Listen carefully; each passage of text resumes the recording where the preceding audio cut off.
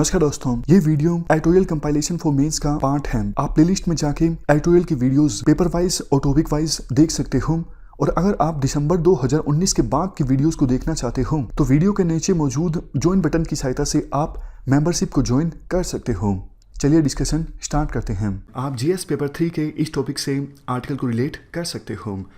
पूजा मेहरा के द्वारा ये आर्टिकल लिखा गया है। इस आर्टिकल में देखो, पूजा मेहरा सरकार की इकोनॉमिक पॉलिसीज़ को क्रिटिसाइज कर रही हैं। पूजा मेहरा का कहना है कि हमारे देश की इकोनॉमी को कैसे आगे ले जाया जाए, कौन सी डायरेक्शन को फॉलो किया जाए, इसके लिए सरकार कॉन्फिडेंट नहीं है, सरकार सर्टेन नहीं है, निश्चित नहीं है। सरकार कभी एक डायरेक्शन में चलने लगती है, बाद में पब्लिक ओपिनियन उस पॉलिसी के अगेंस्ट हो जाती है तो सरकार अपने कदम पीछे खींच लेती है, तो फिर दूसरी एक डायरेक्शन में चलने लगती है, वहाँ पर भी पब्लिक ओपिनियन सरकार की पॉलिसी के अगेंस्ट हो जाती है तो सरकार वहाँ से भी अपने कदम पीछे खींच लेती है। देखो, ऐसे देश की इकोनॉमी को आगे नहीं ले जाया जा सकता। काफ़ी सारे एग्जाम्पल्स पूजा मेहरा के द्वारा दिए जाते हैं। इनका कहना है, देखो, शुरुआत में जब सरकार बनी थी तो यूँ कहा गया था कि हम मेक इन इंडिया पे फोकस करेंगे, लेकिन आप देख सकते हो आज के समय में जो हमारी मैन्युफैक्चरिंग ग्रोथ रेट है काफ़ी ज़्यादा श्रिंक कर गई है। अप्रैल से जून के क्वार्टर में मैन्युफैक्चरिंग ग्रोथ है 0.6%। 2014 में नीति आयोग के द्वारा यह भी प्रपोज किया गया था कि हम भारतीय मॉडल को अपनाएंगे देश की इकोनॉमी को आगे ले जाने के लिए।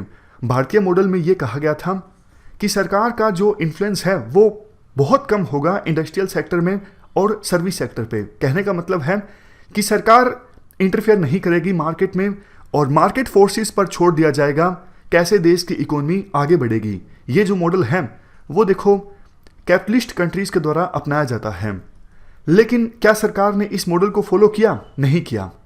2005 के बजट आते आते सरकार को ये एहसास हो गया कि सब कुछ मार्केट पे नहीं छोड़ा जा सकता, तो सरकार ने 70,000 करोड़ का प्रावधान किया इंफ्रास्ट्रक्चर क्रिएट करने के लिए। देखो, नेहरू इस तरह की चीज़ों पे फोकस करते थे कि सरकार स्पेंड करे पब्लिक इंफ्रास्ट्रक्चर क्रिएट करने के लिए, इससे देश की इकोनॉमी को फायदा होगा। तो नेहरू की पॉलिसी ने सरकार ने एक लीफ लिया, एक पत्ता लिया और इस प्रकार की पॉलिसी को फॉलो किया, क्योंकि सरकार को ये लगा इकोनॉमी को स्टिमुलेट करने के लिए इंफ्रास्ट्रक्चर पर ध्यान देना जरूरी है। इसी प्रकार से हाल ही में हमारे देश के डिफेंस मिनिस्टर राजनाथ सिंह ने नेहरू की सोशलिज्म के एक और एलिमेंट पर फोकस किया, इंपोर्ट सब्स्टिट्यूशन। नेहरू ये चाहते थे हमें दूसरे देशों से काफ़ी कम इंपोर्ट करना पड़े, जो कुछ हमें चाहिए हम घर में ही उसे मैन्युफैक्चर कर लें। तो सरकार ने उसी तर्ज पर काम करते हुए दूसरे देशों से इंपोर्ट होने वाले माल पर, काफ़ी सारे माल पर टैरिफ इंक्रीज़ कर दिया और प्राइस पर भी कैप लगा दिया कि आप प्रोडक्ट को इससे ज़्यादा दामों पर नहीं बेच सकते। तो ये इंपोर्ट सब्स्टिट्यूशन का एक इनडायरेक्ट तरीका है। नेहरू इसे फॉलो कर रहे थे अपने सोशलिज्म के मॉडल के अंडर।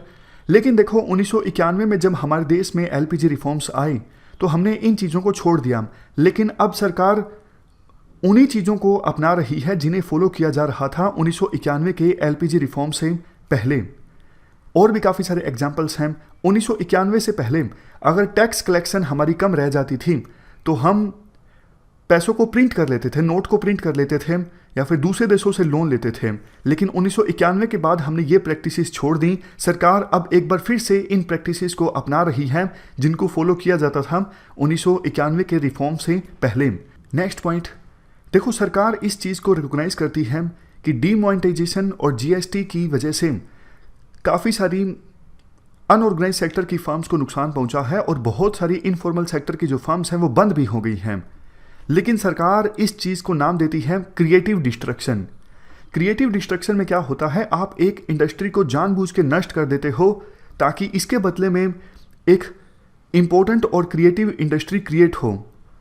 तो सरकार को लगता है जो इनफॉर्मल सेक्टर की फर्म्स बंद हुई जीएसटी की वजह से और डिमोनेटाइजेशन की वजह से, अब वो फॉर्मल सेक्टर में आ जाएंगी। लेकिन देखो, ऐसा कहना सही नहीं है। ये कोई तरीका नहीं हुआ क्रिएटिव डिस्ट्रक्शन का।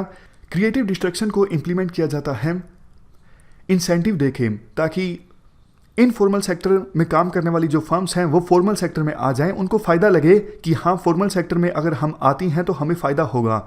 लेकिन आपने काफ़ी सारी फर्म्स को नष्ट कर दिया और डिफेंड करने के लिए आप ये आर्गूमेंट दे रहे हो कि ये क्रिएटिव डिस्ट्रक्शन है, लेकिन वास्तव में ये क्रिएटिव डिस्ट्रक्शन नहीं है, ये सिर्फ डिस्ट्रक्शन है। नेक्स्ट पॉइंट, फिर से पूजा मेहरा के द्वारा बोला जाता है कि सरकार किसी एक डायरेक्शन में नहीं चल पा रही है। पहले सरकार कहती थी कि हम सब्सिडीज़ नहीं देंगे, सब्सिडी से नुकसान हुआ है, लेकिन 2019 के इलेक्शन से पहले जो बजट प्रेजेंट किया गया था, इसमें काफ़ी सारी पॉपुलिस्ट स्कीम्स चलाई गई, जैसे प्रधानमंत्री किसान सम्मान निधि स्कीम। 1 साल में किसान को 6,000 रुपये दिए जाएंगे डायरेक्ट बैंक अकाउंट में, और इनकम टैक्स में भी रिलीफ दिया गया।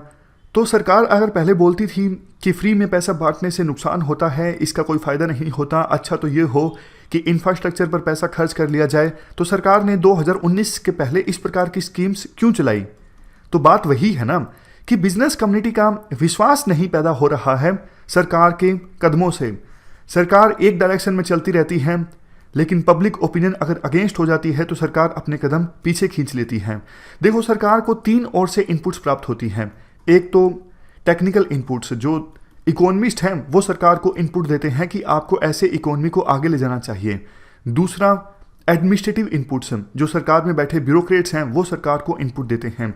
तीसरा, पॉलिटिकल पैकेजिंग, मतलब पॉलिटिकल रीजन्स की वजह से सरकार फैसला लेती है।